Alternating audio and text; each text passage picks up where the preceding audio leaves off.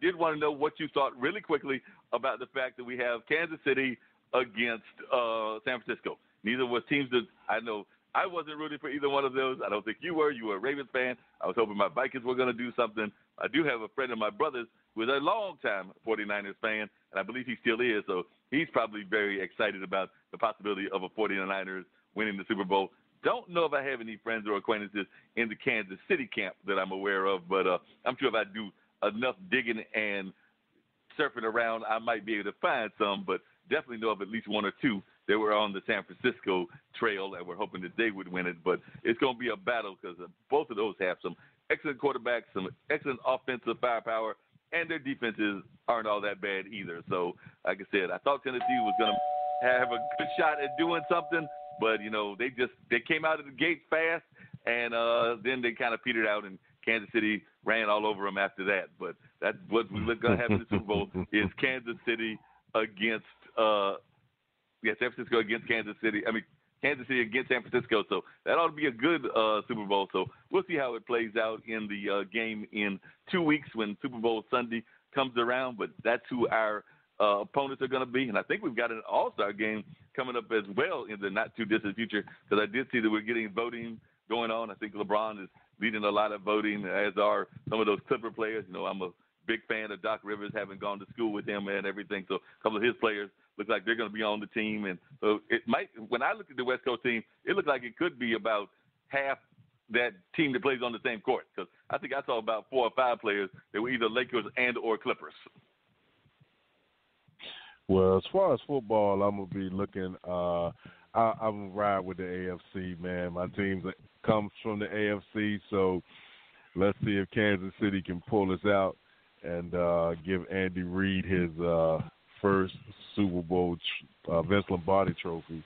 As far as basketball, I really flow right into arena football after, NFL, but this year the Arena Football League is defunct now, so I'll be checking out the XFL and the New York Guardians to see how that league goes, and then from there, we roll right around. We wait a little bit. Football is my thing, so, we roll back into the preseason, and hopefully, next year will be a different outcome for my Baltimore Ravens. Before I put on this commercial, man, I just want to give a shout-out to Platinum Productions. They did an outstanding job last night at the All-Stars of Hip-Hop. I mean, you had the old-school artists, Melly Mel, Kwame Special Ed, Greg Nice, MC Light, Moni Love, KRS-One, the God Rakim. It was an awesome show last night, and I was proud to be witness to that. Slick Rick and Dougie Fresh back on stage together. It was real nice. Before you get to the commercial, and I definitely want to get to the guests and the commercial and everything, but before you get to that, I do have to give one other shout-out. Actually, 2 things I want to shout out. One I meant to mention last week, and the other I want to give a shout-out to that I just saw recently. I was watching TV on cable, saw the Bounce Awards, or not the Bounce Awards, the Bounce Trump Awards. It's the Trumpet Awards. That's what it's called, because Wanda Sykes was teasing about the fact that she couldn't have any award that had anything that had Trump in the title. But it's the Trumpet Awards, not the Trump Awards, but the Trumpet Awards. And among the performers for the Trumpet Award was none other than Rhapsody. So Rhapsody definitely came out there, did her thing, and it was definitely Wanda Sykes did a great job of hosting it. There were some great people that were honored. There was a lady that was a pioneer in PR and things of that nature, a young lady out of that field. I cannot think of her name off the top of my head, but I will try to find it and put it on our page. And there was a number of others that were honored, including Martin Lawrence and Cedric the Entertainer. So definitely some amazing folks were honored. Andrew Young, speaking of Dr. King and his legacy, was one of those that was honored as well. But definitely some very powerful people were honored. And like I said, I happened to get up there and look at the TV, and there was Rhapsody doing her thing on a national stage. So I know that you are part of a team that helped put Rhapsody out there. So I thought I would give you a little shout-out about the fact that Rhapsody was doing her thing on a national scene. And then the other thing that I thought folks was one of the funny moments that I meant to tell people about last week, we were getting so serious that we didn't get to some of the humor moments, was there was a young lady that apparently lost but then wound up winning. She lost in Jeopardy. I believe it was Jeopardy or one of those other game shows. The reason she lost is because somebody asked the question, what was Popeye's favorite food? She said chicken, because she was thinking about the world-famous chain, the Popeye's chicken chain. Of course, they were looking for, as we all know from cartoons and things of that nature, they were looking for the answer of spinach. Do not feel too bad for the lady. Do not feel too bad for the lady because she said the wrong answer, and because corporations are not stupid and they know a good PR stunt when they see one, they realized that even though she said the wrong answer, she's apparently a Popeyes fan, so they gave her a whole bunch. I forget exactly the amount, but it was a whole bunch of chicken. So she can have chicken for a whole long time because when the Popeyes chain did come out there and honor her, saying, look, you got the wrong answer, but we appreciate the fact that you love us as much as you do, so we're going to give you and your family this whole amount of lots and lots of chicken. So sometimes, the wrong answer can lead to a victory. Depends on what you answer, I guess, huh? Exactly. Yeah, because I don't remember Popeye saying, I eat my chicken, but hey, it worked for us, so that's a good thing, you know what I'm saying? Yeah, so we're gonna get into, you want both guests at the same time once we come back, or you want just one and then the other? Let me know. We'll come back when you come back, but I think we're going to try to jump into. We'll do one at a time. We'll probably jump with the first one to call, which was the 984 one, but we would definitely get to the 7042, and there might be some other ones calling too, but we want to get into all of them because I think we might have as many as 4 or 5 before the course of this evening getting over, but definitely want to hear from all of our guests, but definitely drop the commercial, and then we'll jump in with 984. All right, ladies and gentlemen, it's Straight Talk with Dean and Mark. Whoa. The moment my son saw a redwood tree. It's huge! Is the moment I knew that for him, You can't even see the top of that thing. even the sky has no limit. There are some moments only the forest can inspire. Find yours at discovertheforest.org. Learn about forests near you and discover cool things to do when you go. Your moment is out there. Find it at discovertheforest.org. Brought to you by the U.S. Forest Service and the Ad Council. Welcome back to Straight Talk with Dean and Mark. Caller 984, last 4 digits 0982. You are on the line. Tell us who you are and where you're calling from. Greetings. I am Dr. Noni Davis. I'm calling from Durham, North Carolina, and I am the owner and director of Sya Academy, a private African-centered school here in Durham.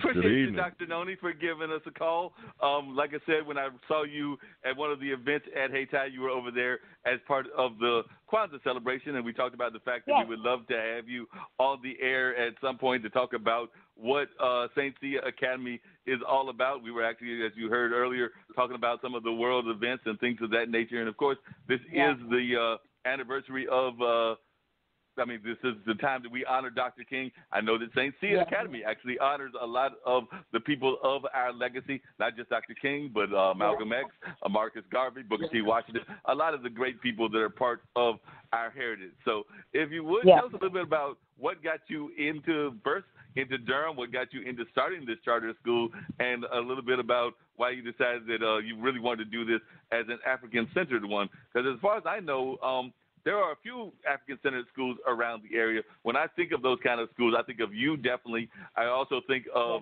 even though it's a male school, I think of Black Nativity because I think that some of their focus is also a little bit African-centered as well. So if you would, tell us a little bit about why you decided to come this way and a little bit about the reason that you decided to start the school. Well, actually, I am the child of Durhamites. My grandparents lived here.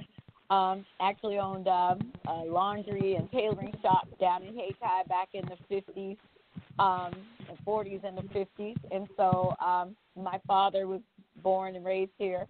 And so we were, my parents did some military. And when my dad got married and my mother, all of us ended up here in the area. For me, everyone, not everyone, but so many of my family members were educators. So I was raised in a household with my mom was a teacher, my aunts were teachers.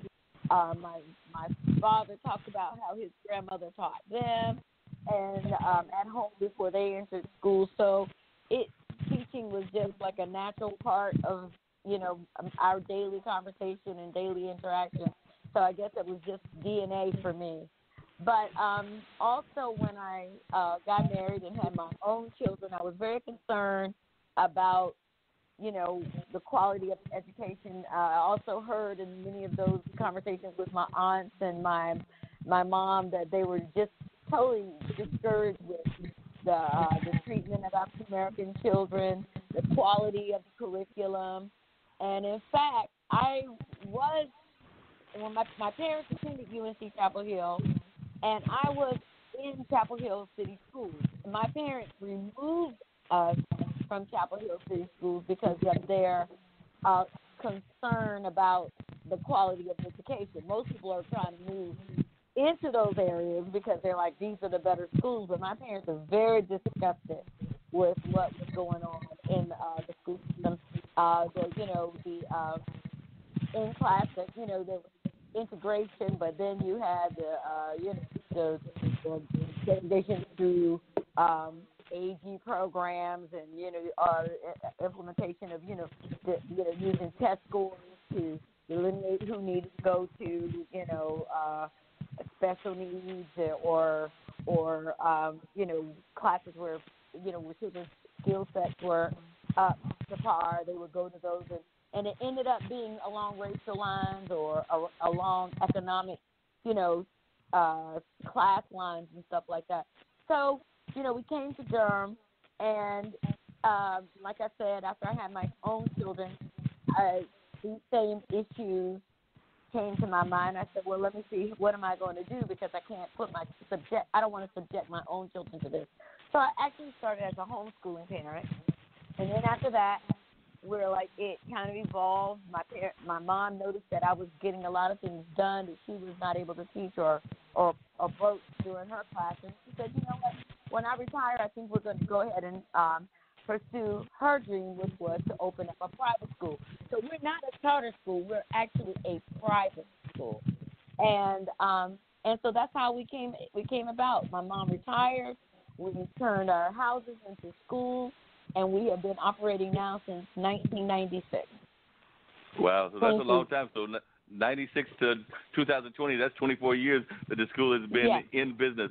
And the scary thing is that as you were talking about this, and I'd also want to bring in Nadia, who's actually got a very interesting concept with her business that she does and everything. So I want to bring her in for at least a minute or two into our conversation. But the interesting thing is that a lot of times our school board people or people that are running for school board are talking about the same kind of issues that we're dealing with when you decided to create this school. And thank you for correcting me about the type of school that it is and everything, because I know that Alexandria Valadares, who is one of the people running for school board, and others that have run for school board, even Eddie Davis, have talked about a lot of the inequalities in the education system. I actually, when I'm not working at Hayti, work for Measurement Incorporated, which is like one of our leading testing companies. And even some of us that work for that company don't necessarily approve of all the methodology that exists within that. It's like a lot of other things. The people go into those jobs because it helps pay the bills. I mean, you hate to say it that way, but it does help pay the bills, and that's why a lot of people wind up working in those fields, even though they may not necessarily believe in all of the methodology themselves and everything. But I can definitely relate to what you're talking about in terms of having educators as parents, because my mom, who's been involved in the nonprofit world for a number of years and is now retired, but before she retired, literally was a guidance counselor. She was a guidance counselor in Zebulon when I was a young child. And I have an aunt Julie, who was a medical librarian and is also retired. She's out was a medical librarian at Duke. I had a late aunt who just passed away not that many years ago, who was a principal and a teacher in between Jersey and Virginia and some other places. And then my youngest aunt Vaughn, has been involved in teaching and still is doing some teaching, even though she's in that part of her life where she's trying to maybe change careers and do a little bit more of a craft kind of job and everything versus being a teacher and taking care of her various kids and everything. But definitely I can relate to having teachers in the background. Yes. One of the reasons I definitely want to continue